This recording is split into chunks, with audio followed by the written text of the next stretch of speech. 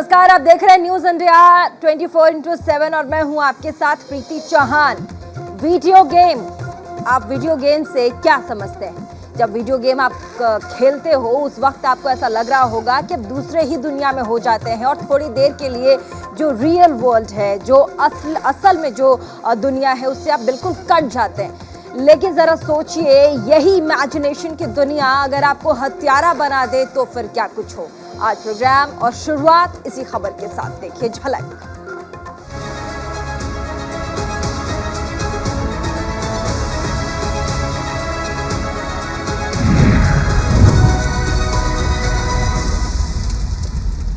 तो हमारे आज के स्पेशल शो में हम बात वीडियो गेम से करेंगे, क्योंकि आपको दिख रहा होगा हमने एक तैयार किया हुआ है पबजी के ऊपर शो। और पबजी को लेकर आप सोचिए, देश भर में पहले ही बहुत कुछ हो चुका था। पबजी इतना पॉपुलर वीडियो गेम है, उसको लेकर देश और दुनिया में कई बार बातचीत हुई। और ऐसे में आज लखनऊ की घटना हम आपको बताने जा रहे हैं। पबजी लखनऊ से कैसे जुड़ा वो जरा ध्यान से सुनिएगा। तो लखनऊ से एक सनसनीखेज खबर हमारे पास आई।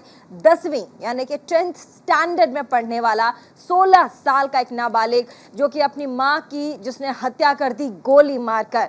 ऐसा उसने इसीलिए किया क्योंकि उसकी मां उसे पबजी खेलने से मना किया करती थी। मां की हत्या करने के बाद वो नाबालिग 3 रातों तक मां की लाश के साथ रहा। मतलब आप सोच सकते हैं कि उसकी जो मनस्थिति थी, जो उसका पूरा का पूरा मेंटल स्टेटस था, वो कैसे बदल गया था। उसने अपनी मां की हत्या कर दी क्योंकि उसकी मां ने पबजी खेलने से, वीडियो गेम खेलने से उसे रोका था। उसके बाद अपनी मां की लाश के साथ वो 3 दिन तक रहा।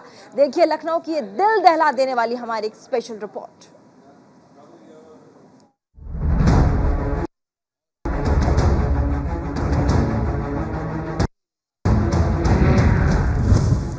पबजी गेम के लिए ले ली मां की जान।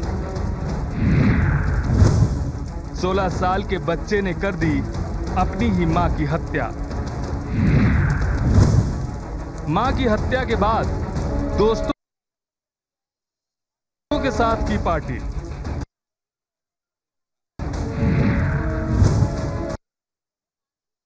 छोटी बहन को कहा खामोश रहना। 2 दिन तक रहा मां की लाश के साथ। पुलिस को भी किया गुमराह, चकरा गई पुलिस। बाप रे बाप, ये कैसा बच्चा।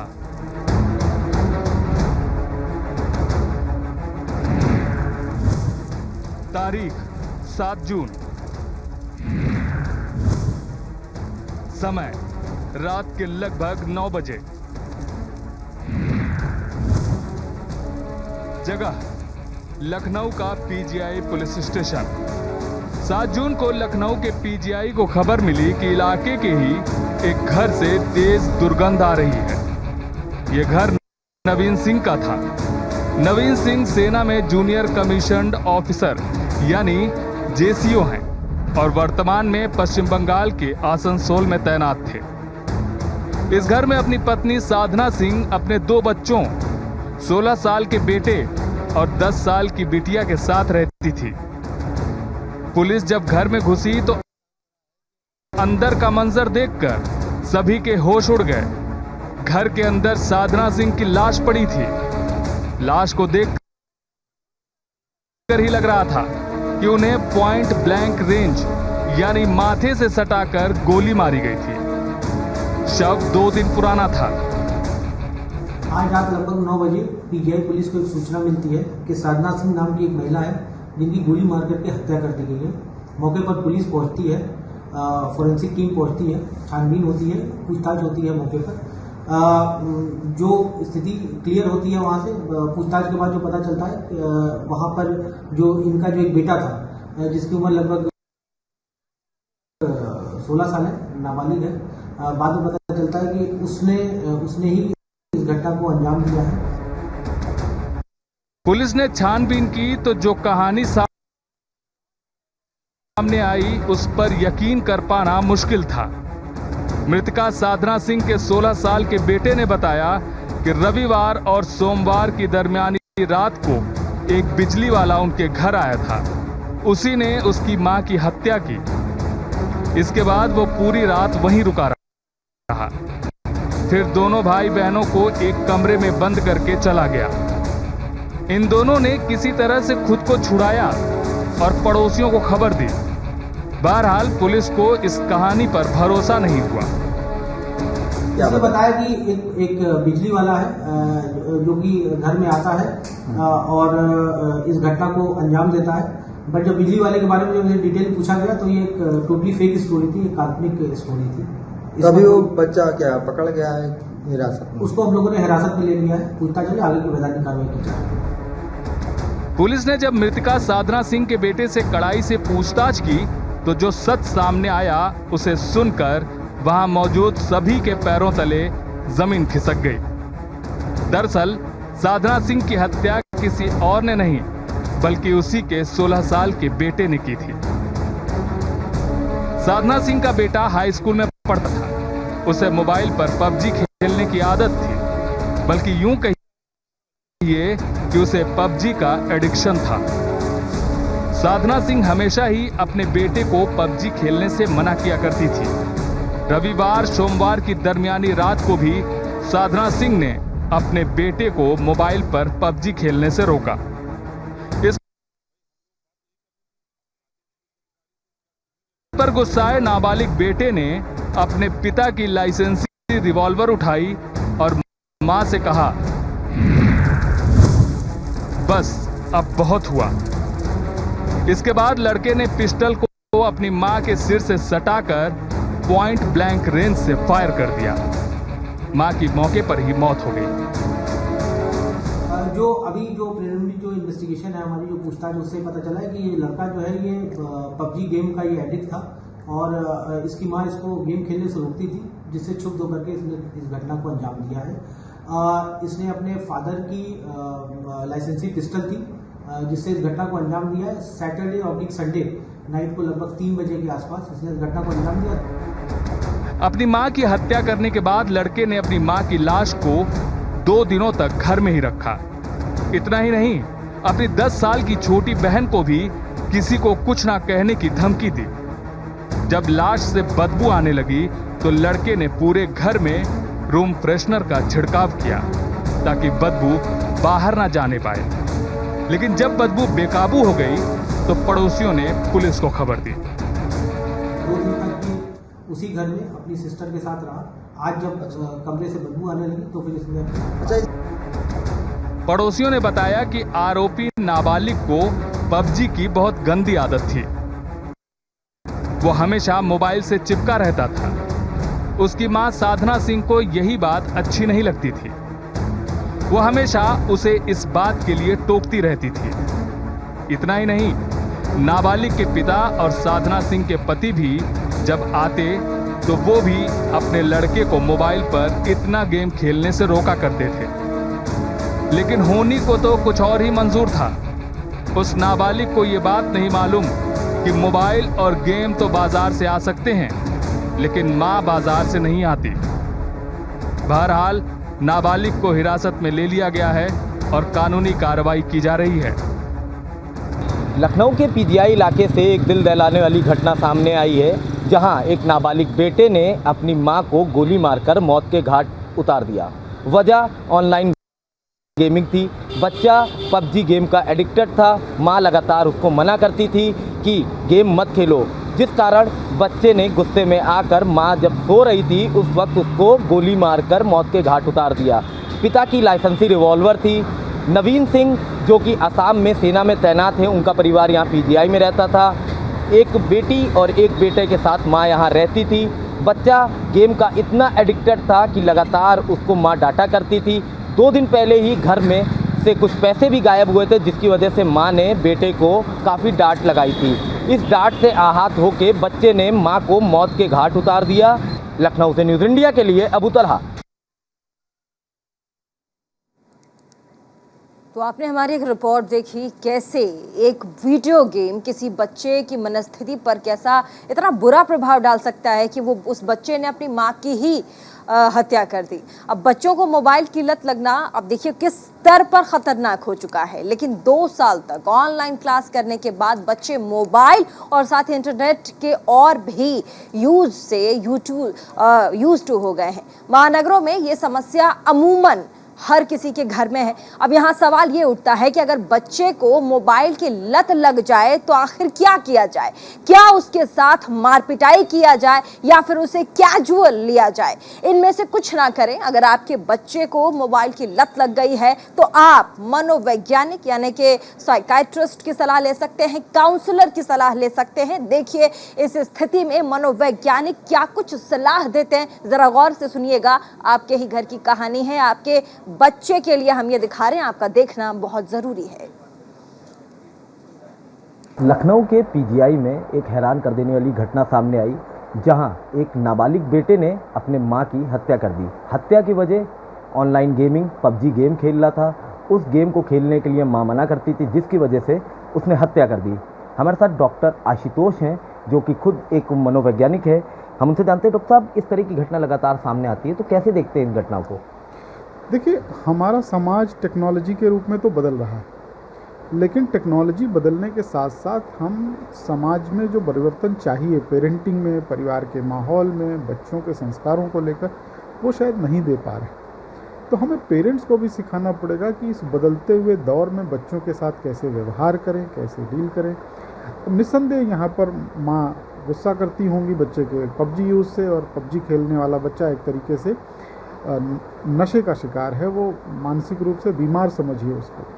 और एक मानसिक रूप से बीमार व्यक्ति के साथ अगर आप बहुत गुस्से में, बहुत लड़ाई झगड़े के माहौल में रहेंगे तो इस बात की संभावना है कि कॉन्फ्लिक्ट बढ़ेगा। और एक टाइम ऐसा आया होगा कि आवेश में, आवेग में बच्चे ने ये कदम उठा लिया। तो अब इस परिस्थिति में अगर माँ को पता होता कि इस बच्चे के साथ कैसे व्यवहार करना है, और इस बच्चे के साथ हमने समय रहते उपचार और इलाज इसका किया होता, तो निस्संदेह इस घटना को रोका जा सकता था, इस दुर्घटना को रोका जा सकता था। तो पेरेंट्स को किस तरह की सलाह देते? क्योंकि इस तरह की कई घटना हुई जहाँ पेरेंट्स डांट देते हैं बच्चों को और इस तरह की घटना हो जाती है, तो पेरेंट्स किस तरह से बच्चों से व्यवहार करें ताकि वो समझें और आगे इस तरह से गेम ना खेलें? देखिए, प्रेम के साथ अनुशासन। एक पुरानी सोच थी कि अनुशासन के लिए आपको जब तक आप चीखेंगे, चिल्लाएंगे, मारेंगे नहीं, तब तक अनुशासन नहीं हो सकता बच्चों में। इस सोच को बदलना पड़ेगा। प्यार से बच्चों को अनुशासित करना पड़ेगा। लड़ाई झगड़ा चीखने चिल्लाने से समाधान नहीं होगा।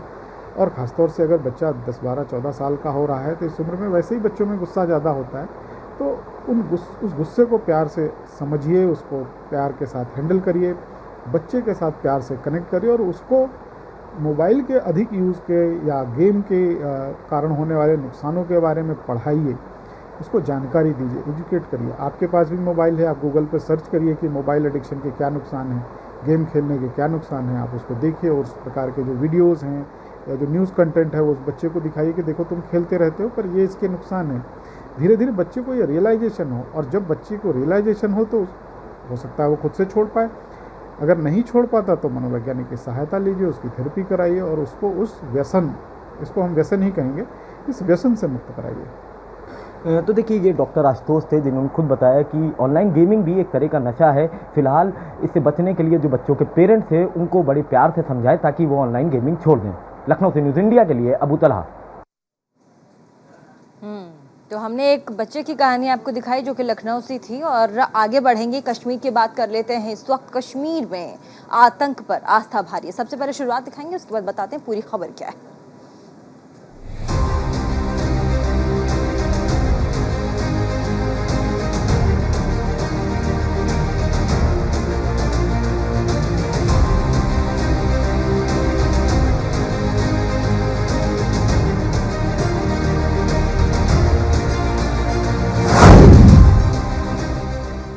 तो आतंक पर आस्था भारी, इसी की बात हम करेंगे और लखनऊ के बाद आपको सीधे लिए चलेंगे कश्मीर की वादियों में। इन दोनों ही स्थिति इन दिनों कश्मीर की स्थिति कुछ ऐसी है कि कश्मीर का नाम आते ही आतंक, टारगेट किलिंग, साथ ही AK-47, पाकिस्तान, आर्मी सुरक्षा बल और साथ ही इन सभी की बात जहन में घूमने लग जाती है। लेकिन आज हम कश्मीर का नाम एक खास वजह से ले रहे हैं, क्योंकि कश्मीर में टारगेट किलिंग जैसी आतंकी घटनाओं के बीच कश्मीरियों के सबसे बड़े त्योहार यानी कि माता खीर भवानी की पूजा के लिए देश भर से कश्मीरी जम्मू कश्मीर पहुंचे। आपको यहाँ बताते चलें कि जम्मू कश्मीर के हिंदुओं के बीच माता खीर भवानी का विशेष पूजा का महत्व है और इस साल मां खीर भवानी की पूजा बुधवार यानी कि 8 जून को की गई है।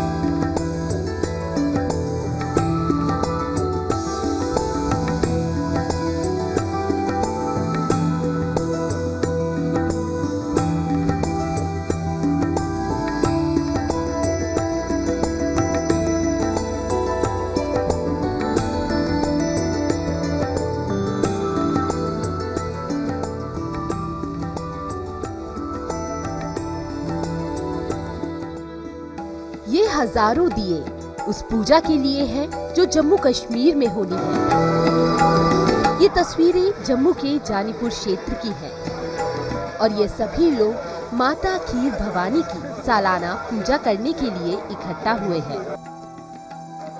आपको बता दें कि माता खीर भवानी की पूजा कश्मीरियों का सबसे बड़ा त्योहार होता है। टारगेट किलिंग के बीच भी देश भर से कश्मीरियों का जम्मू कश्मीर पहुंचना यही बताता है कि आतंक पर आस्था भारी है।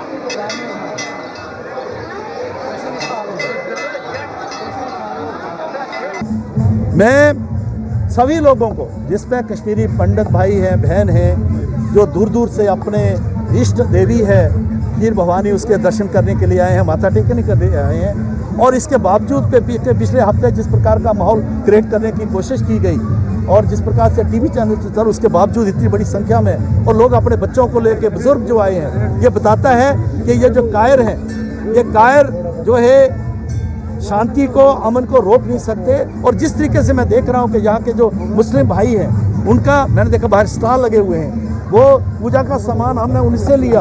यहाँ पर अंदर भी वो व्यवस्था में लगे हुए हैं। धर्मा ट्रस्ट भी अपना योगदान कर रहा है, सरकार की ओर से पुख्ता इंतजाम है। तो अल्टीमेटली वो कायर हारेंगे। 2 साल से कोरोना के चलते खीर भवानी माता की पूजा के लिए जम्मू कश्मीर आबाद नहीं हो सका।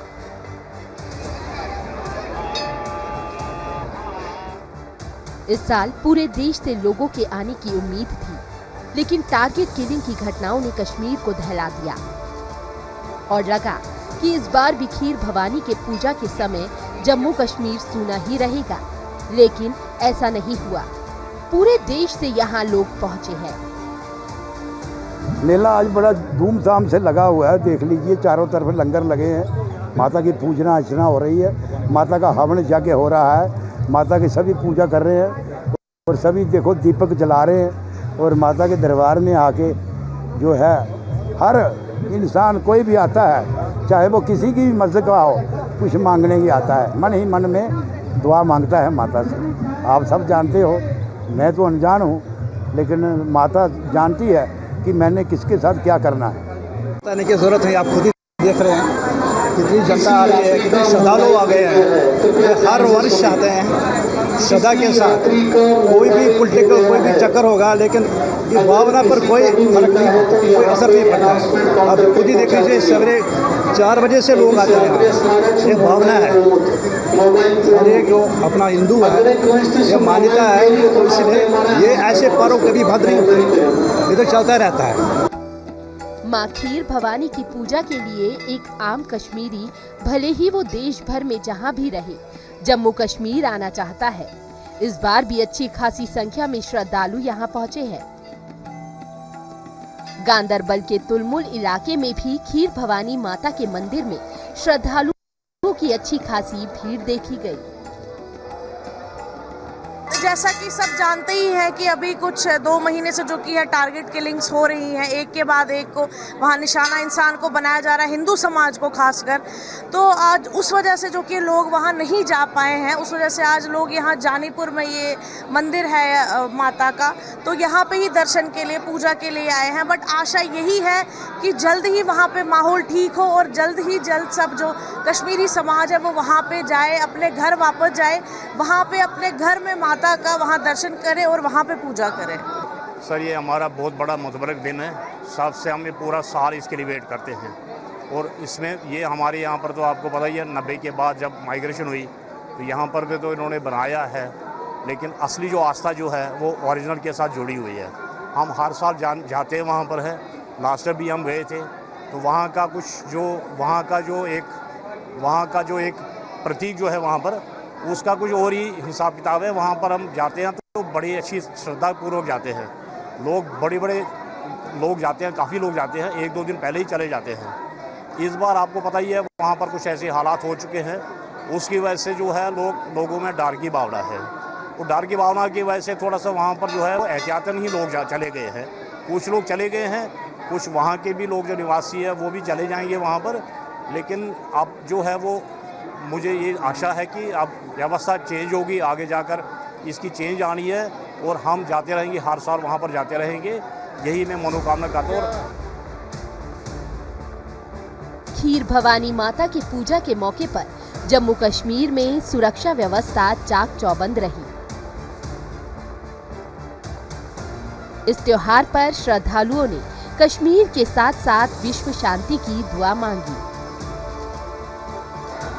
मेन तो यही है कि सबसे पहले कश्मीरी पंडित समाज और हिंदू समाज जो हमारा है, माता रानी उन सबकी रक्षा करे और साथ ही साथ अपना आशीर्वाद हम पे बनाए रखे और ताकि हम जल्द से जल्द अपने घर वापस जा सके और वहाँ पे हम अच्छे से मंदिर में जैसे पहले हम जाते थे, जैसे पहले वहाँ माहौल था वैसे हो सके। पूरे देखो कश्मीरी समुदाय ये बेदाग समुदाय है, बेदाग समुदाय क्राइमलेस जीरो क्राइमलेस कम्युनिटी है। ये हम पीस लव जिए और जीने दो के सिद्धांत पे बिलीव करते हैं मेरे भाई, और यही प्रार्थना रहती है जगदम्बा से कि विश्व शांति हो। और हम सारे जो अफरा तफरी दोबारा मची हुई है कश्मीर में 30 साल के बाद भी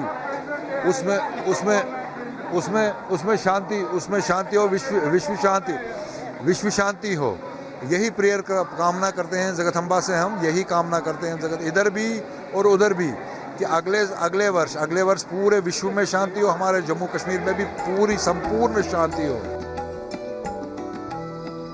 ऐसा नहीं है कि खीर भवानी माता के मंदिर में सिर्फ हिंदू ही पूजा करने आते हैं।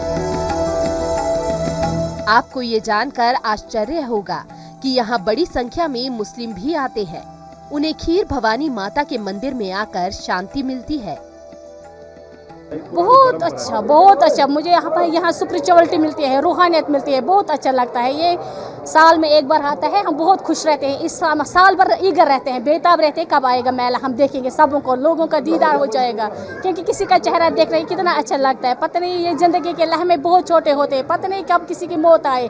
अगर किसी को देखे अच्छा लगता है, लोगों का दीदार हो जाए, लोगों को देखे, माता रानी का भी देखेंगे।